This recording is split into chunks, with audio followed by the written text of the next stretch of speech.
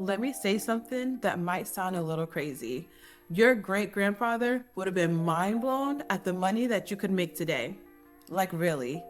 The access, the opportunities, the internet, side hustles, investments, remote jobs. Whew, he would have been like, you can make what from your phone? But here's the part that's a little different. Your grandkids could actually blow everything that you've worked for in less than 2 years. And I know that sounds a bit dramatic, but it's actually very, very common. Because the truth is, money isn't the main problem, the structure is. And today, I would like to talk about something that most people do not think about because it's uncomfortable. Why wealth doesn't last. Why people work their whole life to build something and then it just disappears. And no, it's not because their kids are bad, or no, it's not because there's somebody else is irresponsible. It's because most families never built the system behind the money. So today I'm going to break down 5 failure points that decide whether your family builds real wealth or it becomes another statistic. And by the end of this video, I want you to be able to honestly say, I'm not just building money, I'm building legacy. All right, let's get into it. So failure point number 1 is called the wealth lie. Let me guess. You've got a number in your head. Maybe it's 2 million, maybe it's 5, maybe it's 10. And you tell yourself, once I get to that number, we're good, we're safe. Now I can finally relax. But here's what I had to learn the hard way. Money is not a finish line. Money is more like a moving target, and it doesn't sit still. It moves and moves. And if you don't tell money where to go, trust me, it will disappear. Because money isn't wealth. Money is just money. Wealth is what happens when money has structure behind it. And without structure, money becomes a countdown timer.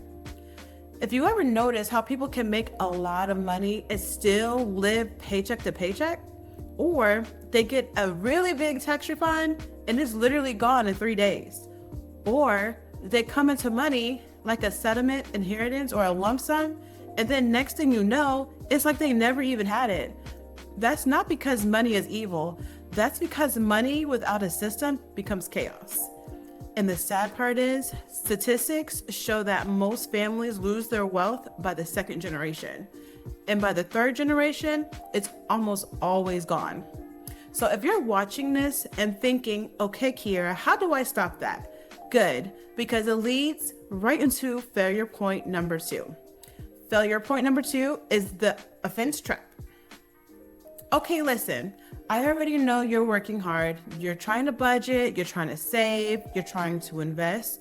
You're also trying to keep your head above water. You got bills, grocery, kids, responsibilities, and you're still trying to build something. So first, just let me say, respect, because that's not easy. But here's the trap. Most people get really good at making money, but they never get good at keeping money. And those are 2 completely different skills. It's like offense and defense. Offense is how you make money, how you increase your income, how you get raises, how you start a business, how you start your side hustle. The defense is how you protect money, how you structure money, how you keep it from being taken, and how you build systems so it stays. And most people are playing elite offense. And their defense is wide open, no plan, no structure, no protection, just vibes. And when you live like that, it doesn't matter how much you make because life will always find a way to take it. You can make 6 figures and you can still have nothing to show for it later. That's why you see people like lottery winners go broke, athletes, they go broke, even business owners, they eventually go broke. It's not because they didn't make any money, it's because they didn't build infrastructure behind the money. So an offense fills the account, defense keeps it full. But even if you play good defense, there's a 3rd failure point that wipes families out all the time. And that brings us to failure point number 3, the liquidity bomb. Okay, I want you to picture this. Imagine you spend 30 or 40 years building something. You build savings, you build properties, you build accounts, you build businesses, you build a whole life, and then you pass away. You hand your kids access to everything, and it feels like love. And it feels like you're doing the right thing, but here's the problem. If they are not prepared for that level of access, it becomes a disaster. It's like handing someone keys to a Lamborghini when they barely know how to drive a Honda. That's not a gift. That, my friend, is liability. That's dangerous. And I need people to understand this. Unprepared heirs don't destroy wealth because they're evil. They destroy it because liquidity without literacy equals chaos. Let me say that again. Liquidity without literacy equals chaos. Because when a person has money, but no education, no mindset, no structure, no discipline, money becomes emotional.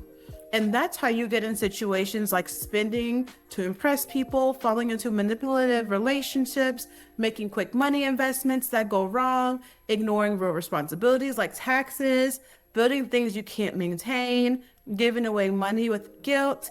And it all happens so fast. You can work your entire life building something, and it can evaporate in months. Not because your children are bad, but because you gave them access before you gave them wisdom. That's the liquidity bomb. And before I go into failure point number 4, I want to ask you something really quick.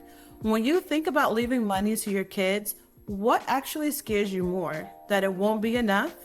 Or it might ruin them? Comment below amount or impact, because your answer will tell you exactly where you need to focus. And this takes me to failure point number 4, the rule book you never wrote. Now, this is a big one because this is where families get torn apart, not because they don't love each other, but because nobody knows what's supposed to happen. Here's what's happened when someone passes away and there's no clear plan. People argue, people assume, people misunderstand, people take things personal, and it just turns into, she always got it treated better, or he didn't even do anything and still got the house, or why did she get the money and I didn't? And now the family that used to be close can't even sit at the same table anymore. And it's not always greed. It's mostly confusion. Because the truth is, if you don't write the rules, chaos will write them for you. And this is why at Legacy Vault Financial, we talk about wealth differently. Wealth is not just a pile of money. Wealth is like a table. And a table needs multiple legs to stand up. If you only build a table with one leg, it falls. Here are the 3 legs. Leg 1 is the assets. This is the money, the properties, investment, businesses, and the stuff. Most people stop here. They think, if I leave money, I left a legacy. No, you left money, and that's it. Leg 2, the rules. Who can access this money? When can it be accessed? What are the boundaries? What happens if someone gets divorced? What happens if someone develops an addiction? What happens if someone makes reckless decisions? If you don't build a system, your assets will get abused. Leg number 3 is the people. This is the part nobody teaches because it's not just about leaving something. It's about who you're actually leaving it to. Are you raising consumers or stewards? Are your kids trained to spin or trained to build? Because if someone inherits something and they don't have the identity to carry it, they will destroy it. That's why the table must have all 3 legs: assets, rules, people. But even if you build all 3, there is one failure point that destroys legacies more than any other, and that's failure point number 5, the meaning gap. This part is personal because this is what separates rich from legacy. Because you can transfer money, you can set up trust, you can hire attorneys, you can do everything right on paper.